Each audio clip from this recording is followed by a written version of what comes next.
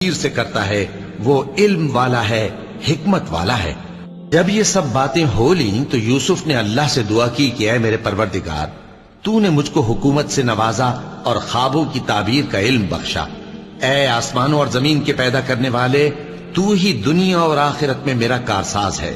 تو مجھے دنیا سے اپنی اطاعت کی حالت میں اٹھائیو اور آخرت میں اپنے نیک بندوں میں داخل کیجو۔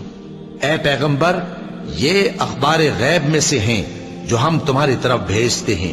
اور جب برادران یوسف نے اپنی بات پر اتفاق کیا تھا اور وہ فریب کر رہے تھے تو تم ان کے پاس تو نہ تھے، اور بہت سے آدمی گو تم کتنی خواہش کرو ایمان لانے والے نہیں ہیں، اور تم ان سے اس خیر خواہی کا کچھ صلہ بھی تو نہیں مانگتے۔ یہ قرآن اور کچھ نہیں تمام جہانوں کے لیے نصیحت ہے، اور آسمان و زمین میں بہت سی نشانیاں ہیں جن پر سے یہ